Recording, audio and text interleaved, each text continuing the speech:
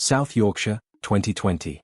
A crisp evening where traffic patrols worked their usual routine, watching, scanning, pulling over vehicles that raised even the slightest suspicion. It should have been an unremarkable stop, one of thousands carried out across Britain's roads that year. But this stop, in this moment, would become the spark that tore open the seams of one of the country's most lucrative drug supply networks. The car looked ordinary. A mid-range vehicle blending into the endless stream of motorway traffic. But officers noticed the nervousness of the driver, the way his hands gripped the wheel too tightly, the glances in the rearview mirror that betrayed more than simple caution. They pulled him over. Inside, what they found wasn't just suspicious, it was a revelation. Bundles of cash, carefully concealed, far more than anyone could reasonably explain away. Wrapped, counted, prepared. It was the kind of discovery that makes experienced officers pause, not because of the money itself, but because of what it signified. This wasn't the profit of a street-level dealer. This was the residue of an industrial operation. And at the center of that operation were two names, Imran Mohammed and Adris Rehman. Mohammed and Rehman weren't the kind of gangsters who paraded their wealth openly. They weren't flashy, they weren't ostentatious. Instead, they operated like businessmen, moving quietly through South Yorkshire while orchestrating a drug supply chain that reached far beyond the county's borders. Their methods were chillingly efficient. Couriers were deployed like chess pieces, each one carrying loads of cocaine, cannabis, or cash. The instructions arrived through encrypted phones, BlackBerry messengers at first, then more sophisticated apps, coded messages that spoke in half-words and nicknames, making sense only to those inside the circle. And the money. Always the money. Within weeks, millions flowed through their operation, hidden in vehicles, ferried across county lines, laundered through contacts. The South Yorkshire network had become a machine, one designed to never stop running. But machines have weak points. And one of those weak points was a man named Tori Akram. Akram wasn't the face of the empire. He wasn't the one organizing shipments or recruiting couriers. He was something perhaps even more important, the money man. His role was simple in description, but vital in practice. Move the cash, hide it, recycle it. To Mohammed and Rehman, Akram was trusted. Dependable. He held the keys to the operation's financial flow. But to investigators, he became a beacon. In one of the most crucial moments of the investigation, Akram was stopped with a vehicle stuffed with concealed cash. Not a few £1,000s, but staggering sums, hidden in compartments, wrapped with care, designed never to be found. Yet it was. That single seizure changed everything. 4 years, whispers had circulated about a network in South Yorkshire, a syndicate moving not just drugs, but entire fortunes under the radar. But whispers are not evidence. What Akram carried that day became the hard proof investigators needed. The discovery wasn't just about the money in the car. It was about what it unlocked. Phone records, surveillance trails, patterns of movement. Every bundle of cash led back to an encrypted message, every courier to a higher contact.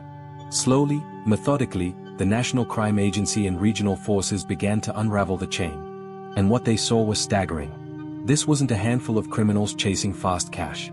This was infrastructure.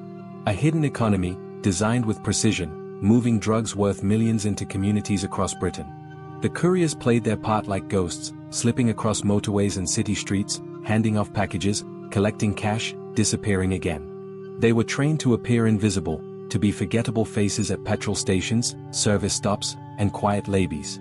But invisibility only lasts so long under constant surveillance. By late 2020, investigators could see the contours of the empire. Mohammed and Rehman sat at the top, orchestrating from the shadows. Beneath them, layers of couriers, lieutenants, and financial movers kept the machine running. And running beneath it all was encrypted communication, words carried through devices the criminals believed were unbreakable. But the irony of this empire was sharp. For all the careful planning, all the encrypted secrecy, it was undone by something profoundly ordinary, a single vehicle stop in South Yorkshire. That one nervous driver, those bundles of cash, the look in an officer's eye that said something wasn't right, it all became the domino that tipped the rest. From that point forward, Mohammed and Rehman's network was no longer invisible. It was marked, mapped, and monitored. The investigation had begun in earnest, and the walls were closing in. The lesson was clear. Britain's drug trade doesn't always collapse in spectacular raids or Hollywood-style takedowns. Sometimes, it begins with the smallest of sparks, a patrol car, a routine stop, a suspicious glance. And in 2020, that spark ignited in South Yorkshire. But as investigators would soon discover, Mohammed and Reman's operation was only the beginning. What started as one network in one region would unravel into a story stretching across Leeds, West Yorkshire, and beyond, a tale of arrogance, ambition, and the relentless pursuit of profit that left a trail of destruction in its wake. The machine was running. The question was how long before it finally crashed.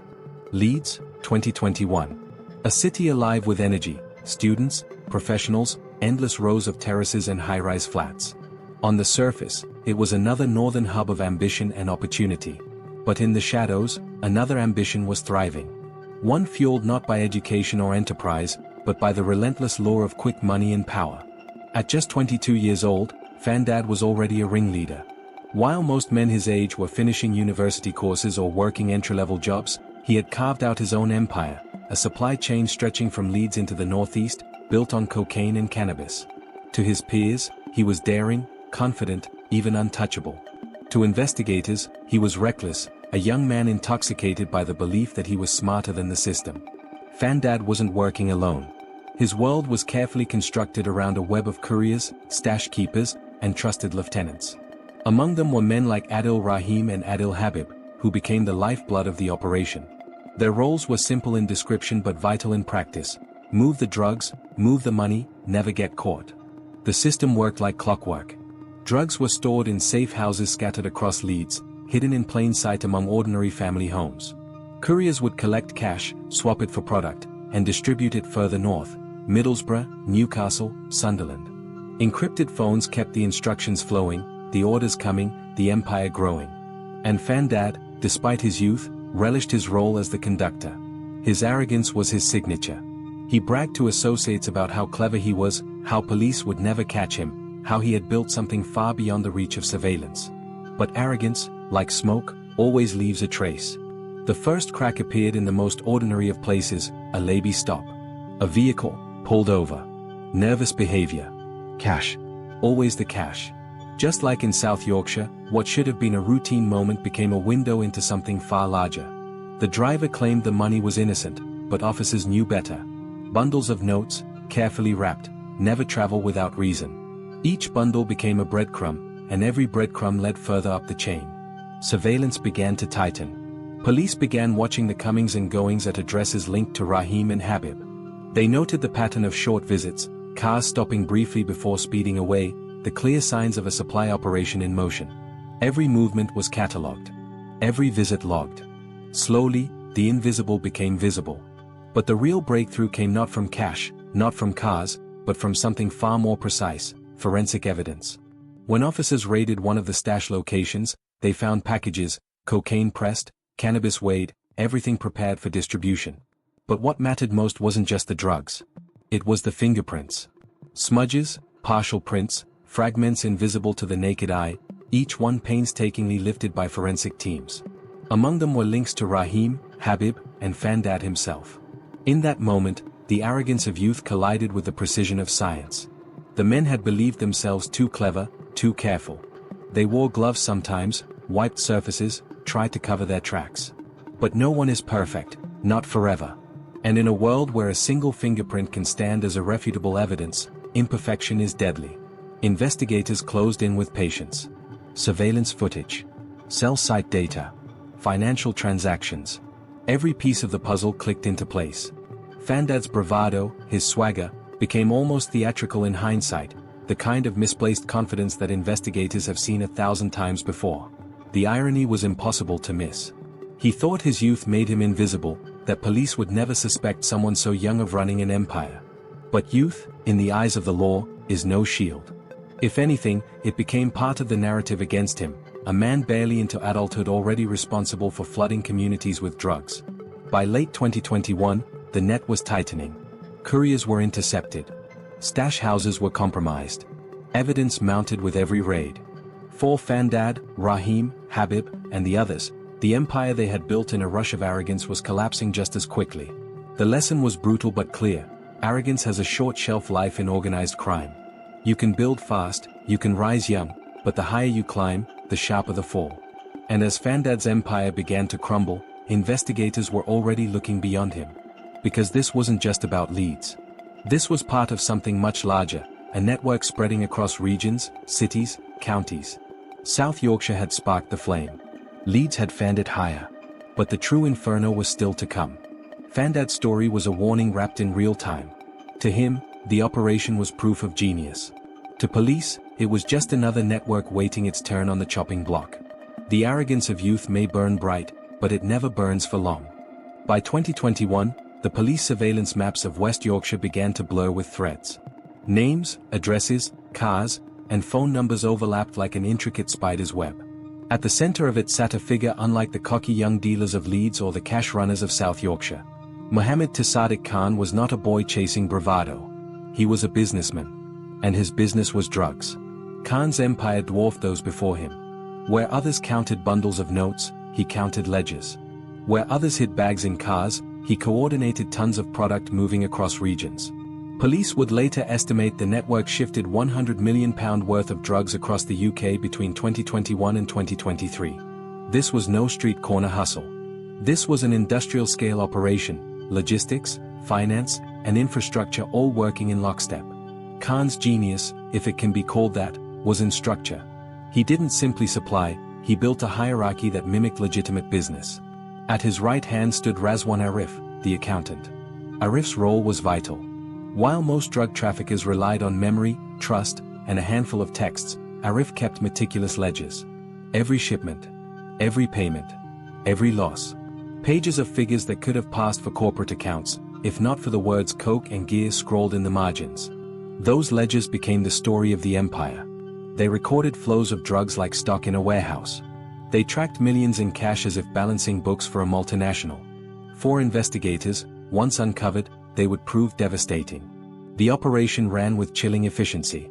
Couriers, many paid just enough to risk everything, carried shipments worth millions in vehicles that slipped through Britain's motorway networks. Some hid drugs behind panels, others transported bags stuffed with cash on the return leg. The numbers were staggering. In one interception alone, officers uncovered more than £1 million in illicit value, either in drugs or cash, depending on the leg of the journey. Every courier had a handler. Every handler reported upward. And at the top, Khan and Arif coordinated it all through encrypted apps, the same digital shadows that had once shielded men like Elio's Nanich. But in the wake of EncroChat's collapse, police were sharper, faster, and increasingly capable of piercing the veil. Messages that Khan thought vanished into the ether instead formed chains of evidence. What set this empire apart was its business model. While South Yorkshire's network thrived on quick cash and Leeds on youthful arrogance, Khan ran his organization like a corporate entity. He diversified product lines, cocaine, heroin, cannabis. He maintained separate supply routes to reduce risk. He reinvested profits into further expansion, treating seizures as nothing more than overhead. But scale has a way of drawing light. The bigger the flows, the harder it became to remain invisible. By late 2022, investigators were tracing the outlines of the empire. They had eyes on couriers, hands on seized shipments, and, crucially, glimpses into Arif's financial records. Each seizure chipped away at the illusion of control. Each raid widened the cracks in the machine. One of the empire's most revealing moments came during a raid where police discovered not just drugs, but ledgers stacked like archives. The numbers stunned even seasoned investigators. Transactions were logged in the tens of millions. Names of couriers and figures of profit scrawled with casual precision. It was crime written in black and white, arrogance not of youth, but of belief in invincibility. That belief was soon tested. Couriers began to fall under routine stops. £1 million here, £500,000 there. Each arrest carried with it not only seized product, but also phones, scraps of paper, conversations that widened the investigative net. And then came the unraveling. With every seizure, the network's myth of invulnerability crumbled. Khan's reliance on Arif's meticulous records, the very tool that kept his empire organized, became the anchor dragging it under. In the courtroom, prosecutors would hold up the ledgers as proof that this was no loose criminal conspiracy, but a structured, deliberate, industrial-scale trafficking operation. By 2023, the £100 million empire was in freefall. Khan, the businessman who thought he had outgrown the chaos of street-level crime, faced the same fate as the brash couriers and youthful upstarts who came before him. His empire, built on discipline and precision, collapsed under those same qualities wielded by investigators: surveillance, forensic analysis, and financial tracking. The irony was sharp. The bigger the operation, the clearer its shadow. The more precise the records, the stronger the evidence. And as Khan and Arif stood in the dock, their empire dissolved around them, it became clear that the story of West Yorkshire wasn't just about drugs. It was about the illusion of business and crime, the belief that treating trafficking like a corporation would shield it from collapse. In the end, the ledgers that once symbolized strength became their undoing. The empire built on precision collapsed with equal precision. By the time police reached Timothy, or Thomas, Mirren, the pattern was already clear. South Yorkshire, Leeds, West Yorkshire, each case had revealed another layer of Britain's drug economy. But Mirren's story was different. His wasn't a network of couriers or accountants. His was an operation wrapped in encrypted bravado, a belief that the digital shadows of EncroChat could shield him from the same fate that had already swallowed so many others. Mirren moved in smaller volumes than Khan's industrial empire, but his reach was no less ambitious. He supplied 3 kilograms of cocaine, 22 kilograms of ketamine, and cultivated cannabis on the side. The assets told their own story: £113,000 in cash stashed away, and nearly £300,000 in luxury watches, gleaming trophies of a trade that promised fast money and faster status. This wasn't the arrogance of a boy posting on Snapchat, nor the cool precision of an accountant logging ledgers. This was something new, the arrogance of technology. EncroChat was the lifeline. For years, traffickers had whispered its name like a magic spell. Encrypted. Untouchable. Invisible. On its servers, dealers shared boasts, arranged shipments, sent photos of drugs, and even complained about rivals, all under the illusion of safety. Mirren, like thousands of others, believed every word would vanish into the ether. He believed that his encrypted identity was a mask no one could lift. But in 2020, Europol and the NCA quietly cracked the system open. Suddenly, those encrypted boasts became courtroom evidence. Messages that once felt like smoke in the air hardened into transcripts. Every deal, every arrangement, every coded word was there, not just as suspicion, but as proof. When Mirren's Encro messages surfaced, the illusion shattered. He hadn't just moved product, he had documented it. He hadn't just lived the life, he had bragged about it in writing. For investigators, it was like watching a criminal hand them the evidence on a silver platter. The fall came quickly. In February 2021, Mirren's vehicle was stopped. Officers uncovered £20,000 in cash, a modest haul compared to others, but a signal of deep occurrence. Searches of his properties followed, uncovering cocaine, ketamine, cannabis plants, a testing kit, and the expensive watches that spoke of success beyond his visible means. But the most damning evidence wasn't physical. It was digital. It was the decrypted EncroChat conversations where Mirren and his associates discussed shipments, arranged payments, and outlined supply lines.